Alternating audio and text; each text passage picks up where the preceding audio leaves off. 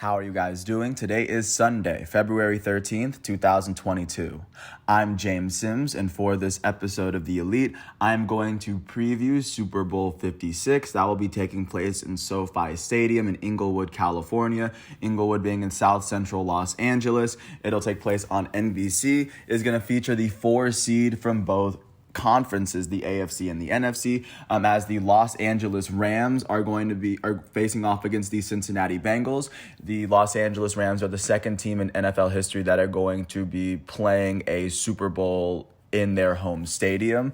The Tampa Bay Buccaneers won it last year when they got the chance. Hopefully the Rams will get a chance to go 2-0. So with that said, I'm going to preview this game by, of course, giving the background and give you a little bit of background just to give you a good understanding of how both the Los Angeles Rams and the Cincinnati Bengals were the 2 teams out of 32 that are still standing at the end of the day. And by the end of today, there will be a champion of the 2021 NFL football season, the first season in NFL history that was 17 games in the regular season for every team playing. So first, I'm going to start with the Rams because the Rams are technically the visiting team, even though it is their home stadium that they are playing in. The Los Angeles Rams enter the Super Bowl as they would finish with the best record in the NFC West. They would be one of 3 teams in their division to make it through to this round. And first, taking a look at how they were able to make it through the regular season, Matt Stafford was one of the better passers in football this year. He threw for 4,886 passing yards, 41 touchdowns. He also led the league in interceptions this year, tied with Trevor Lawrence.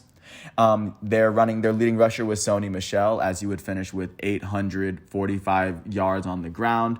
The Los Angeles Rams wide receiver who would be leading the NFL in receptions, receiving yards, and receiving touchdowns would be their newly elite wide receiver, Cooper Kupp.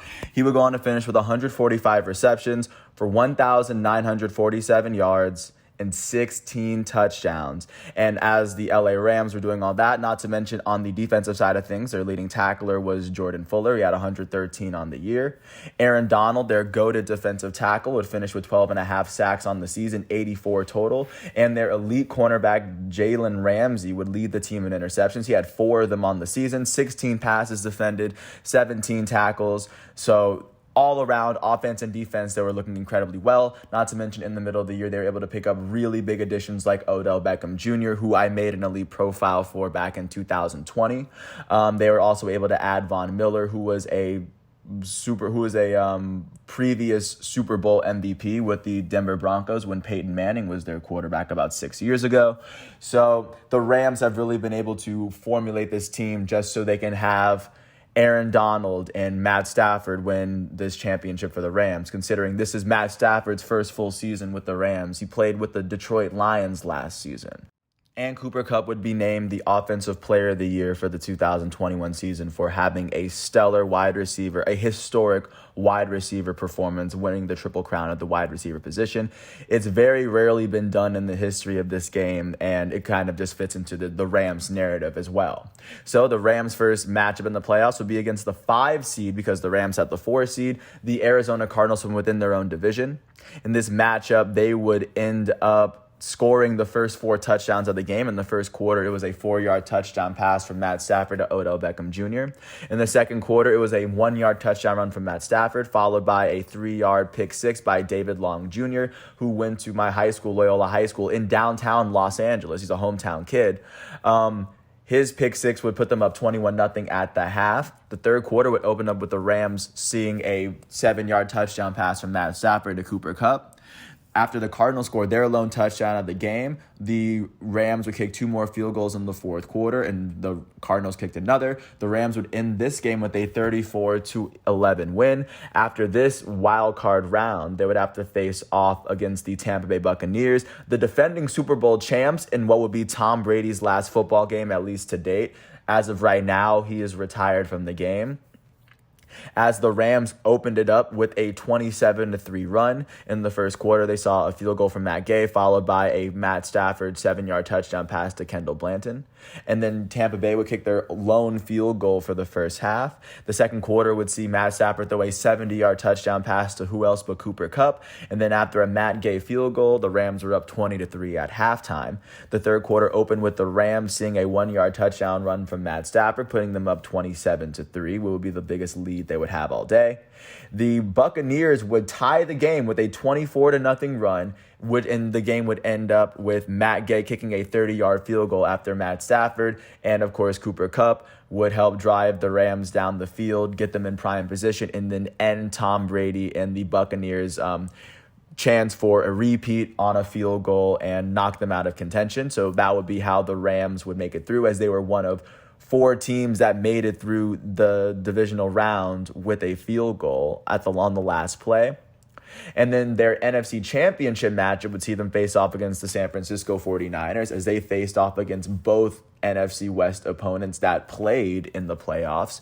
The San Francisco 49ers would actually take a lead early on, but the Rams scored the first touchdown of the game.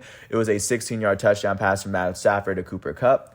And then the Niners would score 17 straight points to go up 17-7 going into the fourth quarter.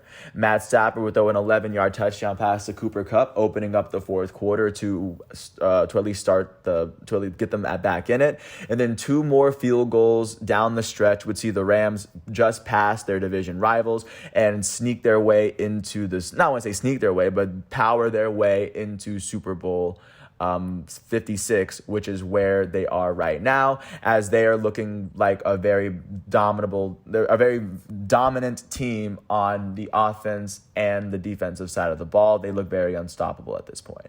And now, taking a look at who their opponent's going to be in this matchup, the Cincinnati Bengals enter this game as they finish with the 4th best record in the AFC. They would win the AFC North, finishing with a 10-7 record, led by their starting quarterback, Joe Burrow. He was named the NFL's Comeback Player of the Year this year, as his previous year he was out due to a knee injury. But this year he would throw for 4,611 yards as he threw for 34 touchdowns on the year. He would be named a Pro Bowler for the very first time in his career as well. Their starting running back, Joe Mixon, would be named a Pro Bowler for the first time in his career as well, as he had 1,200 yards on the ground along with 13 touchdowns. Through the air, their leading receiver, Jamar Chase, would finish with 81 receptions for 13 touchdowns and 1,455 yards. He would be named a Pro Bowler in his rookie season. He was named the NFL's Offensive Rookie of the Year. On the defensive side of the ball, their leading tackler was Logan Wilson. Trey Hendrickson would lead their team in sacks, as he had 14 of them. He would be one of the team's most crucial pickups. And then Logan Wilson would lead the team in interception, as he had 4 of them. As the story of Cincinnati has actually been surrounding their kicker, Evan McPherson, as Evan McPherson has been a big part of the reason that the team has been here. Also, this team is a very solid and a very young team moving forward. Taking a look at how they fared once they made it into the playoffs with the 4 seed, their first matchup would be against the 5 seed Las Vegas Raiders from the AFC West. The game would start off with the Raiders kicking a field goal. Then the Bengals would take the lead off of a 7-yard touchdown pass from Joe Burrow to CJ Uzama. And then another field goal from Evan McPherson would see the Bengals go up by a touchdown at the end of the first. The second quarter would see 2 teams exchange a field goal, and then both teams would exchange a touchdown. For the Bengals, Joe Burrow threw a 10-yard touchdown pass to Tyler Boyd. Then after the Raiders touchdown, it was 20-13 as the Bengals had the lead going into the halftime. In the third quarter, the Bengals kicked the lone field goal, putting them up by 10. And then in the fourth quarter, the Raiders kicked 2 field goals, and then the Bengals were able to nail a field goal of their own. They won this game by 7. They won it 26-19 in order to earn their way into the AFC divisional round. Once they made it to the AFC divisional round, they would face off against the lone team with the bye, because every home team in the AFC had won their wild card game, meaning they had to face the highest seed. So going into this Tennessee Titans matchup, they were the underdogs most definitely. Joe Burrow would get sacked 9 times. He was the quarterback that was sacked the most times in the NFL, the first quarterback to do so and make the Super Bowl. So in this very first season, or in this AFC divisional round, the Bengals would kick 2 field goals in the first quarter to put them up 6-0. both from Evan McPherson. Derrick Henry would score a touchdown to tie the game because they didn't convert the 2-point conversion. And then Evan McPherson's field goal would put the Bengals up 9-6 in the first or at halftime. The third quarter would see the Bengals opening it up with a 16-yard touchdown run from Joe Mixon, putting them up by 10. The Titans would then score 10 points in the third quarter to tie the game up at 16. And then this game would go all the way to the end as Evan McPherson would kick a 52-yard field goal to win the game, as they were one of four teams. All four of the teams won on the last play. So that would be how the Cincinnati Bengals made it into the AFC Championship game. After beating the number 1 seed in the AFC, they would go on to face off against the number 2 seed in the AFC, the Kansas City Chiefs, the reigning AFC champs led by Patrick Mahomes, the $500 million man. In a game that many saw the Bengals not even getting even close in this, they would end up seeing themselves get down early. After they were down by a touchdown, Evan McPherson's lone field goal would drop them down by 3. Kansas City would score 2 more touchdowns to open up the second quarter as the Chiefs held a 18-point lead in the second quarter. The Bengals would end the second quarter off of a Joe Burrow 41-yard touchdown pass to Samaje Perine, putting them down by 11. In the third quarter, an Evan McPherson field goal and a Joe Burrow touchdown pass to Jamar Chase, plus the 2-point conversion to Trent Taylor, would tie the game up at 21 going into the fourth quarter. The Bengals would kick a field goal, and then the Chiefs, with a chance of scoring a touchdown, they would end up getting sacked, and then they would end up having to kick a field goal instead of getting a touchdown, which sent it into overtime. The Chiefs would get the ball first, and then the Chiefs would turn the ball over, and then the Bengals would drive the ball down the field, get it to within field goal range, and then nail the field goal and make their way and punch their ticket into Super Bowl 56. So that is exactly how we got both of these two teams here. We have two number 4 teams, 4 seed teams that are very solid within their own right, and that have really been consistent and are carrying a lot of momentum into this game.